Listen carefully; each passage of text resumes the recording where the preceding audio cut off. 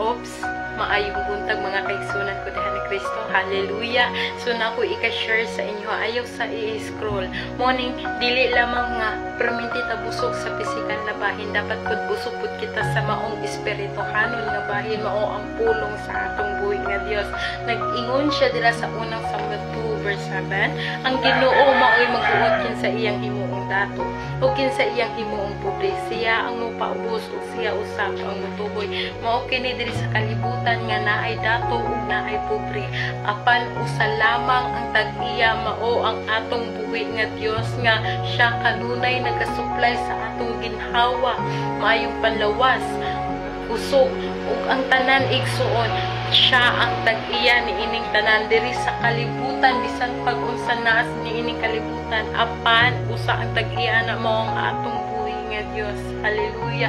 Munang kita sa atong kinabuhi pasalamatan nato kung unsay naa sa atoa, kay sumala sa pulong sa atong buhi nga Dios. Siya ang nagbuot igsoon, dili lang kay kanang angay tang masinta kay dato ang uban, dili ana kundi pasalamatan nato na kay naay purpose o plano ang Ginoo diha kanimo.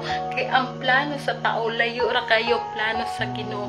Mo nang living testimony sa akong kinabuhi, gipasalamatan ako kay bisan sa mga pagkapobrehon, apan kanang nakakaton kog maningkamot, nakakaton ko daghan kay kong mga experience nga akong naagian, apan gipasalamatan ko ng tanan sa atong buhi nga Dios ako nang nasinapitan.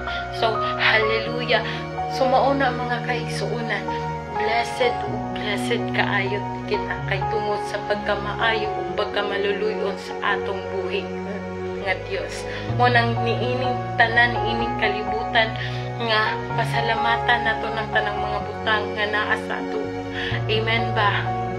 Kanang mga loved ones nato, salamatan nato na mga kaigsunan. Unang kita kung sa may mga desire gitinguhan nato, i-surrender nato da sa atong buhi nga Dios.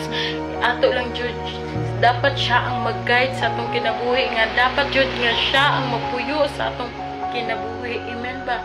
Kay pag ang Ginoo mapuyo sa imong kinabuhi, so nindot kaayo ang imong kinabuhi kaugmaon. Amen. Hallelujah. Munang right now igsuon, i-surrender diha sa atong buhi nga Dios.